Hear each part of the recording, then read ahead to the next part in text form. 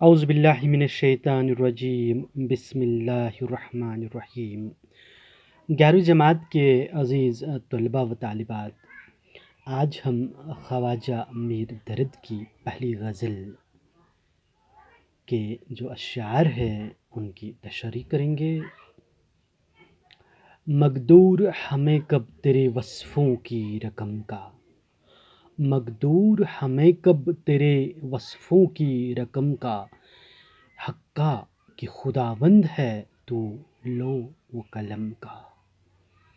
حقا کہ خداوند ہے تو لوح و قلم کا۔ میرے پیارے بچوں، شاعر اس شعر میں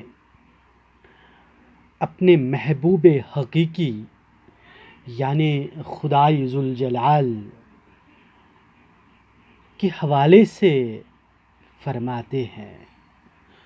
ان سے مخاطب ہو کر فرماتے ہیں کہ اے میرے پروردگار، مقدور ہمیں کب تیرے وصفوں کی رقم کا، ہم میں اتنی طاقت کہاں ہے، ہم اتنی طاقت کہاں سے لائیں گے، ہم اتنی ہمت کہاں سے لائیں گے کہ ہم آپ کے اوصاف حسنہ کو بیان کر سکیں۔ آپ میں اتنے ان گنت اوصاف ہیں کہ ان کا بیان انسان کی زبان سے ممکن نہیں ہے، نہیں ممکن نہیں ہے، کیونکہ حقیقت تو یہ ہے کہ سب کچھ آپ کا بنایا ہوا ہے، سب کچھ آپ کے ہاتھ میں ہے۔ تقدیریں بنانا، مٹانا، کسی کو عزت دینا، کسی کو ذلت دینا، کوئی بھی چیز، چھوٹی چیز چھوٹی بات، بڑے سے بڑا معاملہ، سب کچھ آپ کے ہاتھ میں ہے۔ ہر ایک بات آپ کے دست قدرت میں ہے، اور ہم یہی کہیں گے کہ ہم میں اتنی ہمت نہیں، اتنی طاقت نہیں، اتنی جرأت نہیں کہ ہم آپ کے اوصاف حسنہ کے حوالے سے بات کر سکیں۔ اس مسند عزت پہ کہ تو جلوہ نما ہے، کیا تاب گزر ہوئے تاکل کے قدم کا، اس مسند عزت پہ کہ تو جلوہ نما ہے، کیا تاب گزر ہوئے تاکل کے قدم کا۔ میرے پیارے بچوں، اس شعر میں خواجہ میر درد فرماتے ہیں،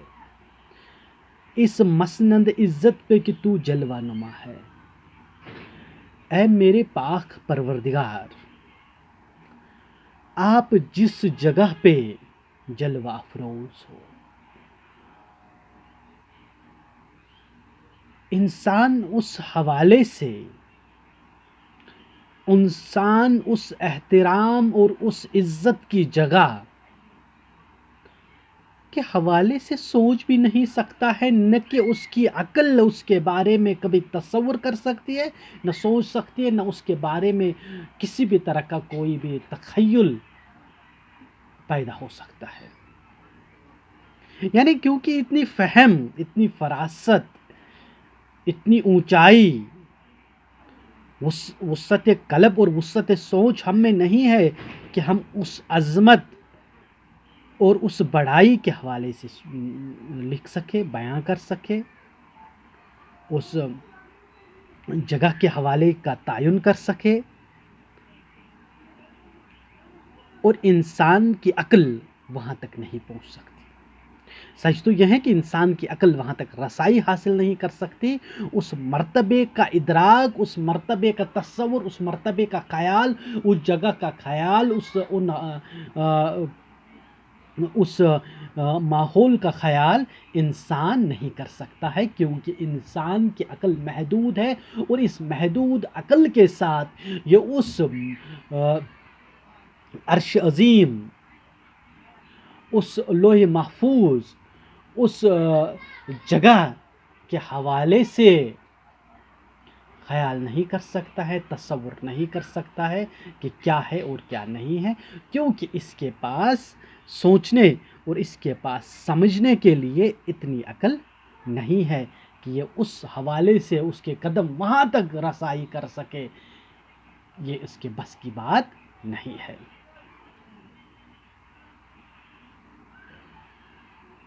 بستے ہیں تیرے سائے میں سب شیخ و برہمن،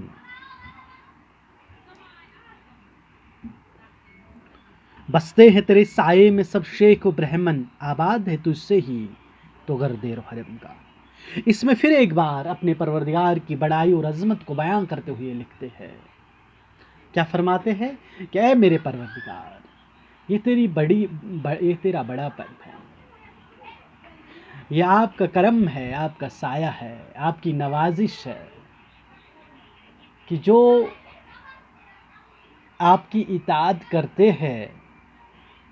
ان کو بھی آپ دیتے ہو، اور جو اطاعت نہیں کرنے والے ہیں ان کو بھی آپ دیتے ہو۔ کوئی بھوکا نہیں مرتا ہے آپ کی خدائی میں میرے پروردگار، ہر کسی کو آپ رزق کھلاتے ہو کیونکہ آپ رزاق ہو، ہر کسی کی زندگی کو آپ چلاتے ہو، ہر کوئی اس دنیا میں بسنے والا وہ آپ کی وجہ سے زندہ ہے اور آپ کی وجہ سے ہی مرتا ہے، چاہے وہ مسلم ہو یا کسی اور مذہب سے تعلق ہو اس کا۔ اور یہ بھی حقیقت ہے کہ کچھ لوگ آپ کو مسجد میں یاد کرتے ہیں اور کچھ لوگ اپنی اپنی عبادت گاہوں میں، جو انہوں نے اپنی عبادت گاہیں بناتے ہیں، ان کی عبادت گاہیں بھی آپ کی ہی دم سے آباد ہے، وہ اپنی عبادت گاہوں میں اپنے طریقے سے آپ کو یاد کرتے ہیں، کیونکہ کسی اور کو سامنے رکھ کر ان کے ذہن میں بھی معبود حقیقی کا تصور ہے، کیونکہ یہ جو عبادت گاہوں کی جو آبادی ہے وہ اے میرے پروردگار آپ کی وجہ سے ہی ہے۔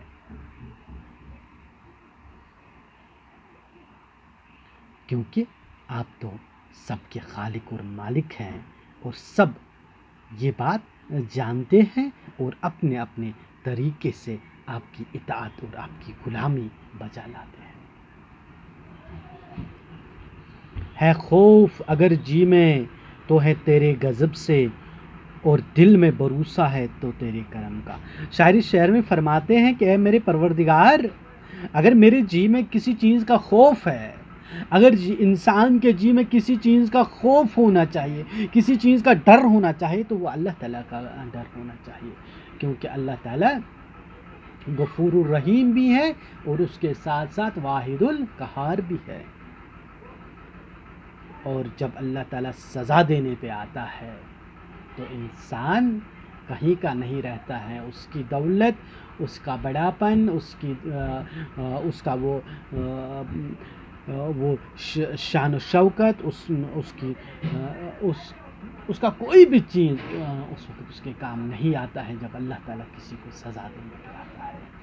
اللہ تعالیٰ ہم سب کو اپنے غضب سے بچائے، اس لیے شاعر کہتے ہیں خوف اگر جی میں تو تیرے غضب سے۔ اگر مجھے کسی چیز کا خوف لگا ہے تو وہ صرف خوف ہے آپ کے عذاب سے، آپ کے غصے سے میں ڈرتا ہوں۔ اور اگر بھروسہ ہے کہ کوئی مدد کرنے والا ہے، کوئی راستہ دکھانے والا ہے، کوئی رحم کرنے والا ہے، کوئی مدد کرنے والا ہے، کوئی سہارا دینے والا ہے، تو وہ آپ کی ذات کے بغیر کوئی نہیں ہے۔ یہاں پر شاعر کا واضح اشارہ ہے کہ اگر آپ کو بھروسہ رکھنا ہے تو صرف اور صرف اپنے اللہ تعالیٰ پہ بھروسہ رکھ لیجیے، کیونکہ اس کا بھروسہ ہی دنیا کا سب سے عظیم اور سب سے بڑا بھروسہ ہے۔